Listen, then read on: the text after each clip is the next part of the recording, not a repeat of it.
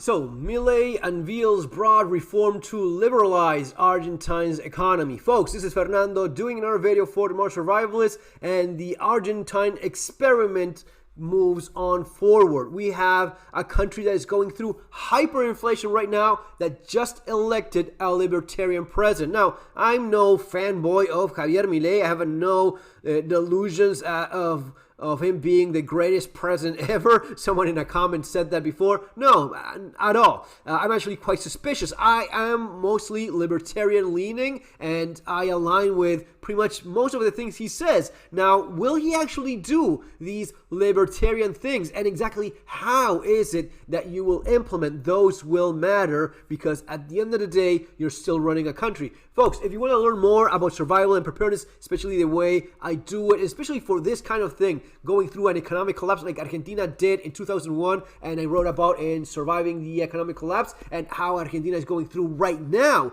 Unfortunately, some of the things he's mentioning have been tried before, failed miserably. More on that in this video, as well as street survival skills for the practical aspect of survival and preparedness. Lots of self-defense there included, skills you want to know and keep on developing and practicing. So what is he doing? Basically, he's deregulating everything, privatizing everything. Nothing that is being left in the hands of the state will remain in the hands of the state, which is something that Carlos Menem, back in the day, president that was actually the one that is responsible for the 2001 economic collapse of Argentina, that was Carlos Menem, that did the same thing. So, is it good to have less bureaucracy? Of course it is. That's exactly what you want. Now, should you privatize everything in a country? Well, no, there's things that you just do not fix with free markets, simply because they're not a good business. Businesses fail all the time. Not everything is good business.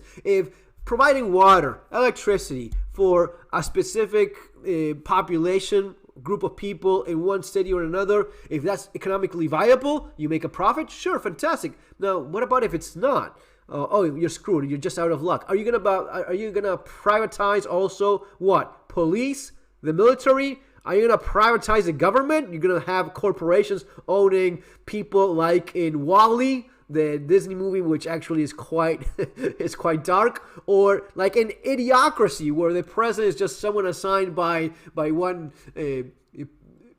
energy drink company or another. Well, that's the kind of thing you have to be careful of. So, in broad terms, I will say that most of the things that Javier Milei has just passed, I think they're positive. Deregulation of rent, right? Stopping the rent control. He's basically doing a sweep removal of all of the crap from the government, from the administration, having its little fingers on trade, commerce, on business practices, on individuals, on a personal contract level. He's removing.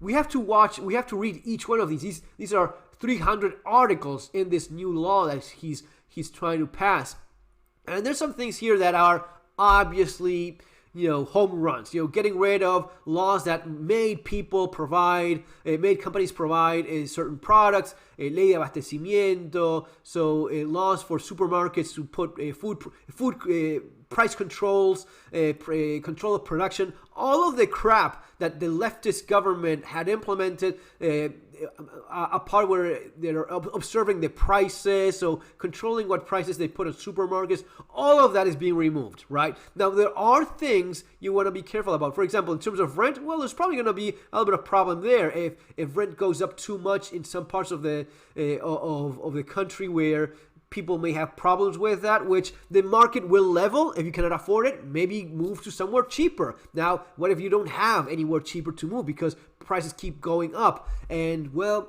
that's kind of a thing where it gets to the point where if rent is just too high, there's no one to pay for that, so you have to bring it down. So that's where the free market comes into play and does its thing. But then, for example, removing the law of land, of how much, of who buys what, well, you have to be careful. If not, one day you will have a bunch of Chinese dudes show up and say, yeah, we will buy 100,000 acres. Okay, now that's in hands of China. Oh no, it's not in hands of China. It's a private owner within Argentina. Yeah, I mean, it has happened before that someone showed up, bought a bunch of land, and kept on buying more and more land, and they ended up making their own country within your own country. And that is kind of problematic. So what I'm going for here is free market is great. As a libertarian, I absolutely believe in that being the foundational rock in which you build everything else in terms of political agenda.